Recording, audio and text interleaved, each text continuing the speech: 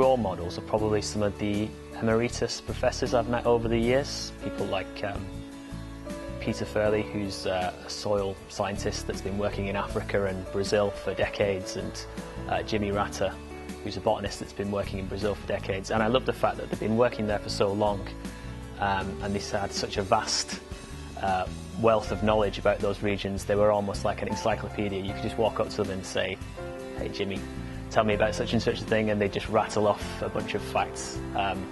So I wouldn't mind being that kind of person by the time I come to retire.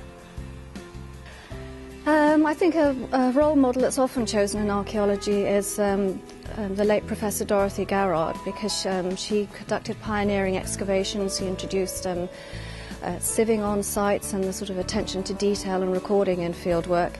And she was also the first woman professor in prehistory in Cambridge and developed the discipline there. So she had multiple roles in archaeology, linking fieldwork with research. First people that have been doing great research, and of course the great women travelers in the Middle East, for example. But I think really the people that I would like to be like, are more people that manage to combine work with life and yeah. But I don't really have one role model. So. And he's primarily an anthropologist, but Richard Lee has done several years-long fieldwork in Southern Africa, among the Kungsan. It's got to be pronounced like this because it's a click language, so among hunter-gatherers in Southern Africa. And he states in his book that he's equally committed to human sciences and natural sciences. So this matches very well my approach, so I've chosen to give his name as a role model. Can I say Indiana Jones? Because there's an academic who gets to wear really cool clothes and go and have adventures. So yeah, I'd love to be Indiana Jones, if he was a woman, of course.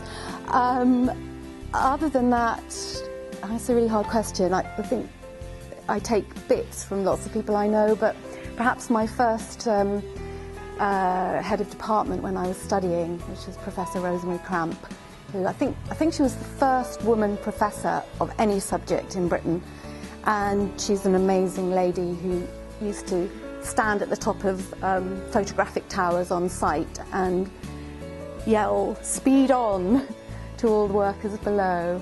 So she was a fantastic field archaeologist and an exceptional woman. So yeah. My role model is Amanda Clarke. She's awe-inspiring, and she actually gave me my first opportunity working for the University of Reading. She was keen to employ more female supervisors because initially there were more men than women, and she wanted more role models for the students. She manages to direct a project both with the archaeology and working with people who are often very challenging, and everyone, the way she manages the people is a really amazing skill. Maybe that is slightly gender specific. Like all our lecturers, a lot of them have done lots of really interesting fieldwork which they'll tell us about, and it's really interesting. For example, Hilary or Hannah Clarke. But in terms of outside of that, I don't really know. Who are my role models? I'd have to say, obviously, my mum and my sister, because I think they're both women that I really look up to, actually. My mum, she was a working mum. She worked all of my life. My sister, she's gone and done degrees and is working all around the world. And then within academia, certainly I've had a lot of strong female role models, people that have encouraged me and given me confidence to apply for grants, to write, to research topics, and really have faith in the things that I feel passionate about.